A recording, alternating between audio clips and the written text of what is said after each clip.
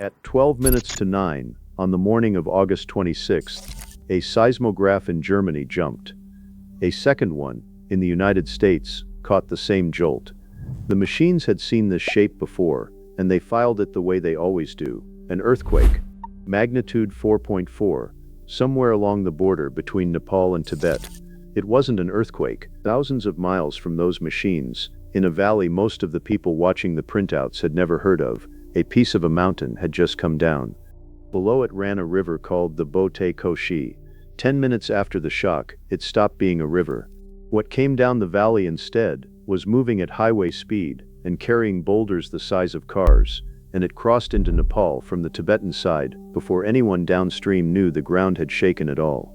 I want to walk you through that morning, because almost everything you'll hear about it in passing is a little bit wrong. It happened during Nepal's monsoon, so the first word attached to it was flood, and the second was rain. The rain had close to nothing to do with it. The first instruments to catch it called it an earthquake, and it wasn't that either. I'm not going to keep you guessing about what happened, because the outcome isn't the mystery here. A mass of ice and rock fell off a high ridge, a wall of water went down a valley, and a lot of people died. That part is settled, and later I'll be honest with you about where the evidence still runs out.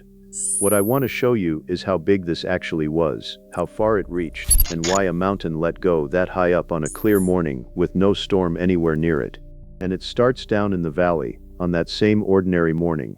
The border between Nepal and Tibet isn't a line across open country up there, it runs through a slot. The Bhote Koshi comes down out of the high Himalaya, through a gorge so narrow and so steep that the road, the river, the power lines, and the international boundary are all crammed into the same few hundred yards of valley floor. On the Nepali side sits a place called Rasuwa. Directly across, in Tibet, a customs town called Girong. Between them, one of the two main trade gates between the two countries. On a normal morning in late August, that gate is busy. Trucks line up at the customs yard waiting to clear the border, sometimes hundreds of them at once. Buses bring pilgrims heading north toward Mount Kailash, one of the holiest mountains on earth to well over 1 billion people, and late summer is the season for that trip. The valley is a power corridor too. Half a dozen hydropower stations sit along that stretch of the Bhote Koshi, and the Trishuli it feeds, tucked hard against the river because that's where the drop and the water are, generating a large share of the electricity for this whole part of Nepal. People are down in that slot, for the same reason the road and the power lines are. It's the only flat way between Kathmandu and the Tibetan plateau, and it has been for centuries. The peaks stand right over all of it, the way they stand over every valley up there. The thing that failed that morning was a long way above the valley floor, about 11,000 feet above the gorge.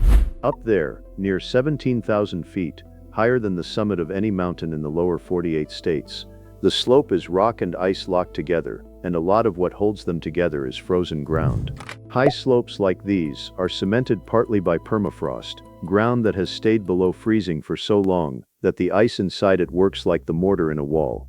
It has been cold up there, more or less without a break, for longer than there have been cities. The wall had stood because the mortar had never thawed. I hadn't really understood that before I looked into this. A lot of these mountains are held up, in part by ice locked inside the rock, not just the glaciers you can see sitting on top. On the morning of August 26th, a section of that slope let go. A mass of ice and rock, about 2,000 feet across, a third of a mile of mountain face, broke away near the top and fell. It dropped something like 4,000 feet toward the valley floor.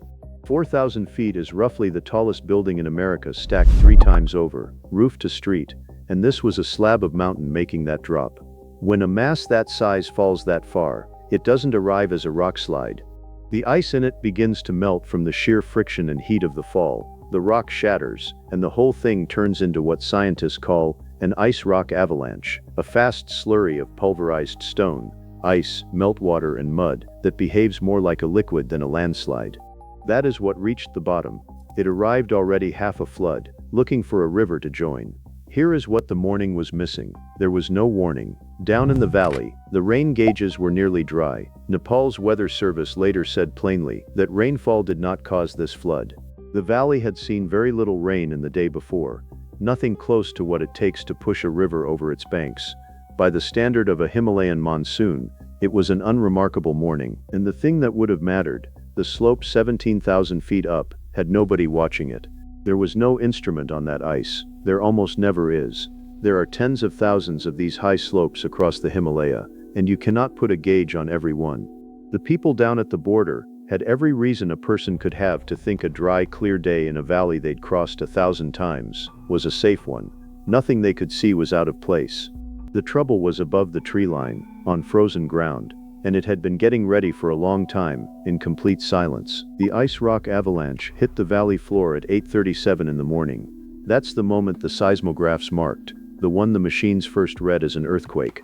It came down into a side stream called the Lende Kola, a tributary that feeds the Bhote Koshi.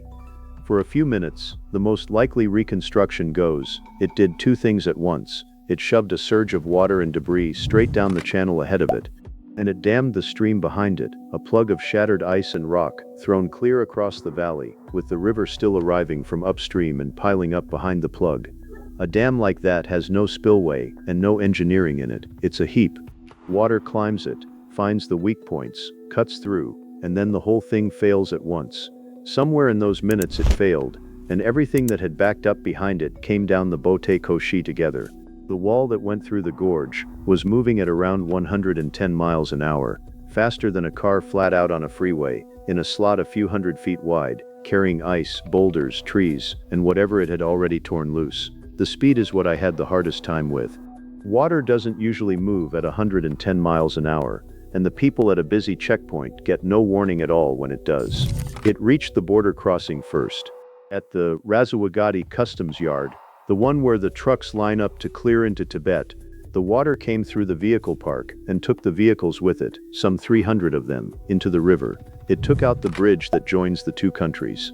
It went through the hydropower stations along the bank one after another, the intakes, the powerhouses, the crew's quarters, straight down the line. This was the process from up on the ridge, now running in the open. Everything the slope had held, since before the valley, had a name spent itself in a few minutes, turned into a moving wall, and the same gorge that had funneled trade, and pilgrims, and power lines funneled the wall too, because it was the only way down. About 3 hours later, the mountain moved again. A second slide, smaller, registered on the same instruments. Whatever had let go up there was not done. By the time the surge reached the wider, lower valleys, and spread out, it had already done in that gorge everything a flood can do. The river dropped back towards something like its normal line. The gauges that were still standing recorded the fall. Many of them were no longer standing. Here's how far it got. Start close. In the gorge itself, the flood tore out around 41 bridges and washed away more than 40 miles of road, cutting the valley into pieces that rescue teams then had to reach on foot. It knocked more than 400 megawatts of hydropower off the grid in a single morning, a large slice of the power that whole region makes, some of it from stations that had only just been built and some still under construction. Across the border, Girong, the customs town that handles the trade, was largely destroyed. Then it kept going. The Bhote Koshi feeds the Trishuli, and the Trishuli runs south through populated country toward the middle of Nepal. The surge itself pushed something like 50 miles downstream before the valley widened enough to swallow it. But the river carried things much farther than the water traveled as a wall. In the days afterward, searchers were recovering the dead as far as 150 miles down the river system, near a town called Galki. 150 miles is about the drive from Washington to Philadelphia. The wall of debris ran 50 of them, and the current carried people the length of that whole drive and then some, and it reached in a direction that had nothing to do with the river at all. That border is an international crossing in the high season, and the people who were in the valley or on the road to it had come from everywhere. What got me, reading down the missing lists afterward, was how far that reached on its own. There were citizens of 34 different countries on them. A slope failure in a gorge in Rasuwa district became a phone call to families in India, in America, in Ukraine, in Malaysia, in dozens of places, most of which had never heard the name of that river. And then there is the reach that had already happened before any of that was known, the one that opened this whole story. Before the water reached the border, before anyone in the valley understood what was above them, the shock of the mountain hitting the floor of that gorge had traveled out through the solid earth in every direction and been written down by machines on other continents. That's the reach worth slowing down for. When the United States Geological Survey went back and looked hard at the signal, they changed what it was. It was a landslide, a moving mass, and they put its size at magnitude 5.2. A German agency, reading the same waves, put it at 5.7. Either way, that's the size of a moderate earthquake, the kind that shakes dishes off shelves and makes the news in a city. Nothing slipped on a fault to make it.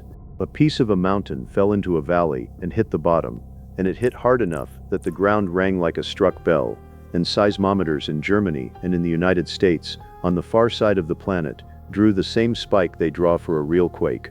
For the first few hours, the machines called it an earthquake, and so did the people, and both were wrong in exactly the same direction. That's the part I keep coming back to. A mountain can come apart with enough force to be felt, as a tremor in solid rock, and machines on 2 continents wrote it down as an earthquake. Now I want to be careful about what we actually know here, because a lot of what you'll read carries more certainty than the evidence does yet. Start with the number everyone leads on, the death toll. As I'm putting this together, in the last days of August 2026, the confirmed dead on the Nepali side run into the several hundreds, with a handful more confirmed across the border in Tibet. More than 1,000 people are listed as missing on both sides. Hundreds of foreign travelers, from those 34 countries, are unaccounted for. And I'll tell you plainly, that number is still moving. It has climbed every day since it happened, and it is very likely low, because some of the missing are in places the search hasn't reached, and some of the dead were carried the length of that river. When you see one clean figure quoted, you're seeing a snapshot of a count that has not stopped changing. The mechanism has the same problem. One step deeper, the outline is solid. Ice and rock came off a high slope, and a wall of water went down the valley. But whether it was mainly the dam breaking, or mainly the avalanche shoving the river ahead of it, or both, is still being worked out from satellite images. Where all that water came from so fast, the meltwater, the river, the ice, is genuinely not settled. One of the landslide scientists tracking it said outright that on that point he was speculating.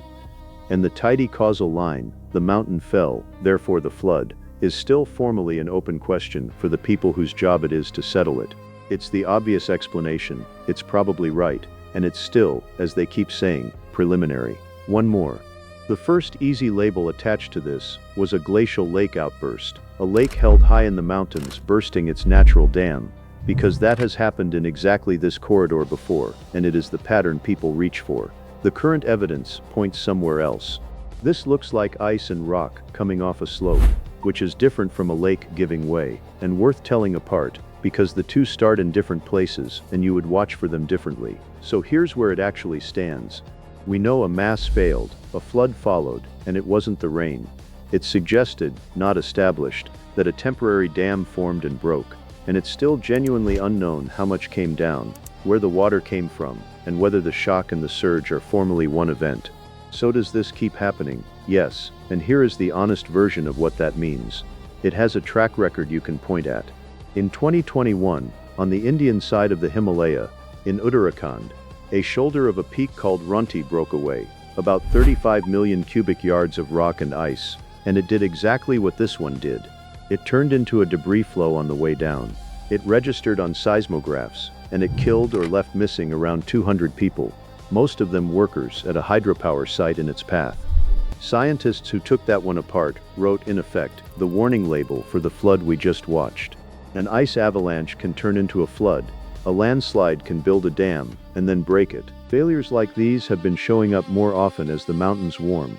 The permafrost I mentioned, the frozen ground that cements these high slopes together, is thawing higher and higher up. One glaciologist put it simply, that permafrost has been the glue holding the rock and the ice together for millennia, and the glue is loosening. That's a real trend, and it's measured, but a drift like that is not a schedule. More often across a whole mountain range does not mean one is due over any particular valley, and nobody who gives you a date for the next one is telling you something the science can support. Most of those tens of thousands of slopes will sit exactly where they are for the rest of your life. What's true is that the odds on the range as a whole are moving, slowly, in one direction. And people are working the problem. The Mountain Research Center in Kathmandu is mapping the dangerous slopes and lakes from satellites. And there's a real push to build warning systems that can get a signal down a valley faster than the water moves. That last part is the hard part, and it's worth being fair about why. This flood started on one side of an international border and did its killing on the other.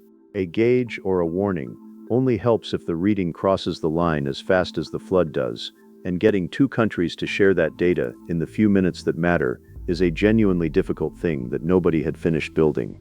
This same corridor flooded the year before, in 2025, from a different trigger up in Tibet. The gap was known. Closing it is slow work. If you stood in that gorge now, you'd see it in the walls. The water left a clean line scoured up both sides of the slot, well above your head, where it stripped the valley to bare rock. The border gate is still there, the same narrow slot the road and the river and the boundary all have to share. It carried the trade and the pilgrims for centuries, and on one August morning it carried the whole mountain down, because there was nowhere else for any of it to go. Whatever comes off those slopes next will come through that same gate. The planet does this. It has been doing it in these mountains for as long as there have been mountains. And the only thing that's really changed is how many of us now live and drive and build in the one low line the water takes. There are far more of these stories than the news ever gets around to, written into the rock and the ice, waiting for someone to go and read them properly. If you want them told straight, the real size of them, and the honest limits of what we know, subscribe, and I'll keep bringing them to you.